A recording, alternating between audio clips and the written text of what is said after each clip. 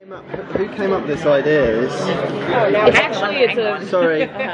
We're waiting for all the different... Come on, we've only got 6 minutes. Oh, fine. Is that what it is? 6 minutes? No, I like don't know. speed dating. I heard it was 7. It is 7. It is speed dating. Go! Go! Are you ready yet? Yes, you can go.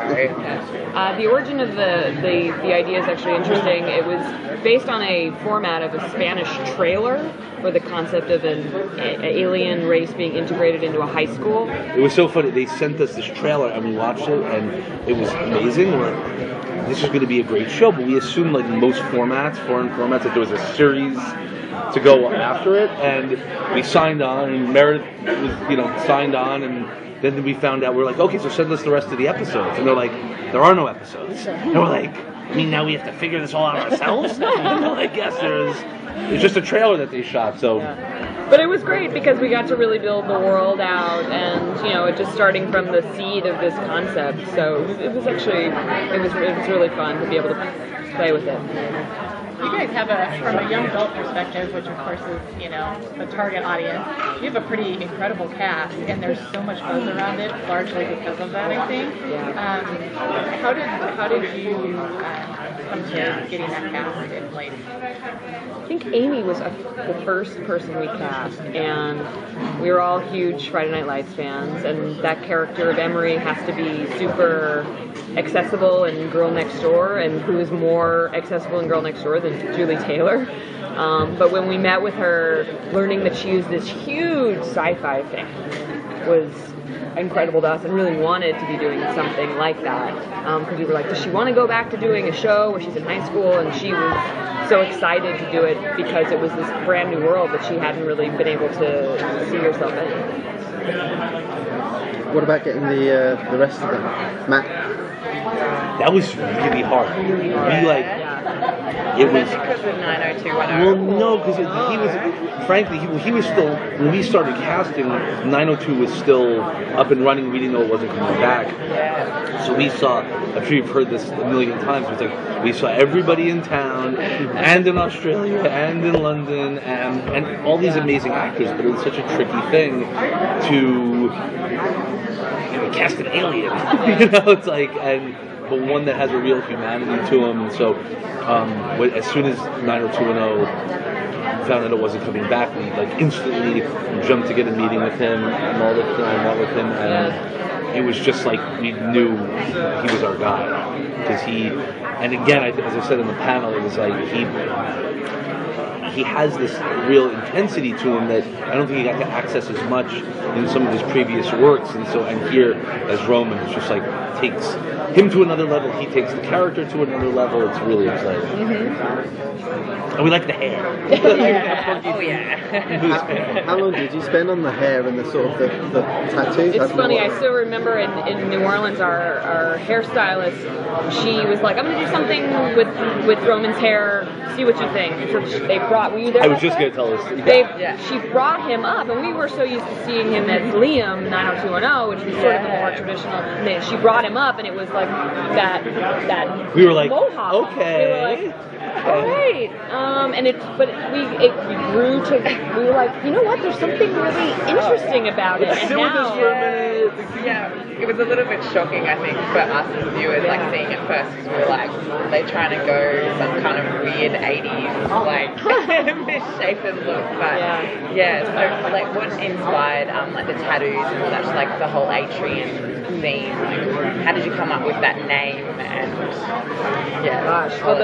the markings, we liked that they had sort of a tribal feel, and we loved exploring that they have their own sort of prejudice within their race. Those Atrians that have less markings are actually considered socially disadvantaged within their own race because they're not as pretty. More markings equals more beautiful for them, so we like that idea. I like that. Yeah. And as far as Atrians, the name, They were originally called something different, and we were having a lot of trouble with clearances. Star Trek came up with a lot of alien races. Yeah, they were originally called literally with all those different incarnations of Star Trek. Every idea we came up with, we got excited about. Like that was on Next Generation. That was on Deep Space Nine. Yeah. So we were looking for like something that sounded sort of celestial, and I believe Atria is a constellation or constellation. Yeah, it's a constellation. So we that's where we thought Atrians. That's an interesting name. I've not seen that before, so that's where it worked. And it cleared. Yeah. Star Trek hadn't done it, which was its biggest version. Well, you mentioned that it was just based on the trailer that you had saw, and there wasn't a series to go with. Could you talk more about how you went about developing what actually was going to come, what stories you were going to tell, and yeah, I mean, it really came because together? it was a CW show. We knew that we wanted to start with this Romeo and Juliet romance. That the high school was going to be our way in, but very quickly, and again, like I said before, the network's been so supportive of this. What interests all of us, like we're big genre fans, we're big sci-fi fans in different ways, and so what we started talking about was using this idea of a high school integration program, which is something kind of interesting and hasn't really been done before in this sort of background of racism and immigration, all these things, but really just making a big, splashy science fiction show, like in the spirit of the shows that we love, and where, again, there's big moves, you'll see moving forward on it, like we start to understand the political landscape of this integration program. It's sort of this small little, nucleus to all these bigger powers that are at play, both in the United States government, worldwide government. There's aliens in the United States, like all people around the world want to have a say in this, and then whatever the kind of the mysteries are of why the aliens are there and what's going on their planet, and are there other ones out there, and all that kind of stuff. So will you be using the alien race to sort of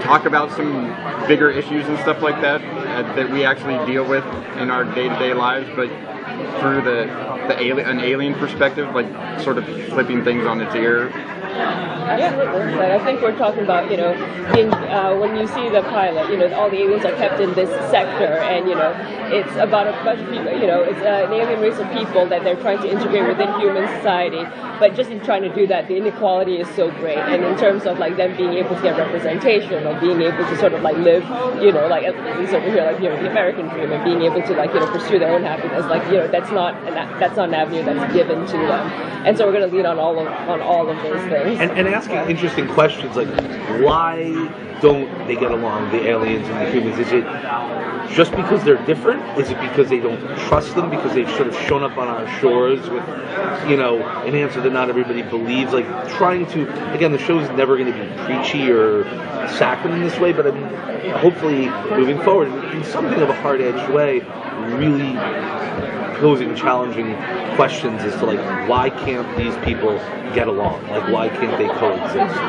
And also, there's a fun element of, like, we're talking about it, like, every alien movie, I think, it's always the aliens are down here to, like, take over the world and, destroy mankind. And so, like, leaning into that, like, that deep undercurrent of, like, mistrust that the humans would have for the Adrians, and, and all the conflict that would arise from that. And you learn there's the radical faction of the Atrians. That's the other thing. And the ones who actually want peace and want integration, and the same thing on the human side. There'll be the sort of more radical anti-Atrian humans, but then the humans who also want integration, so getting all of them in the same mix and seeing how they all play and don't play along. District 9 was a huge influence for us too. At first, we didn't mention, I mean, we're all huge fans of District 9, and this was sort of like a way of doing District 9 as a Romeo and Juliet high school show in some ways. No prawns. No, you're right, they just don't look like prawns. It's quite difficult to have this Romeo and Juliet, like when they went to kiss and they didn't, there was screams in the audience today. Like, were they good screams or bad screams? Well, it was disappointing that they didn't, but it edged them on. Yeah, so it's good, yeah. But like, how long can you keep them?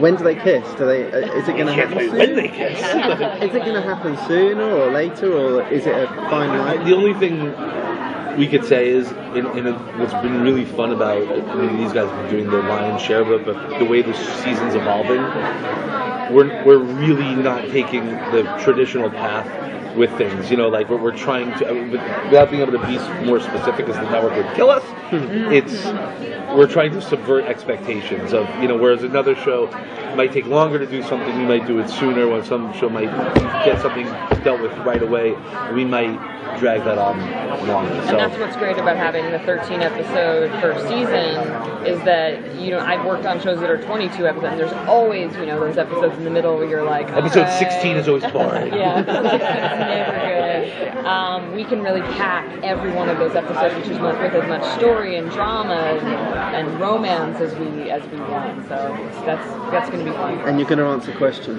You're not going to leave everything. We are going to answer questions. Yes. Can I ask one more question before we wrap up? Yeah. I'm just tapping on the Romeo and Juliet side of things. I noticed I like the little parallel with the father killing the other father. So it was like, it's on. Yeah, it's on. So it had that same kind of Capulet and Montague thing. So how much can we expect like a real Shakespearean feel like Romeo and Juliet, or like the Leonardo DiCaprio side of?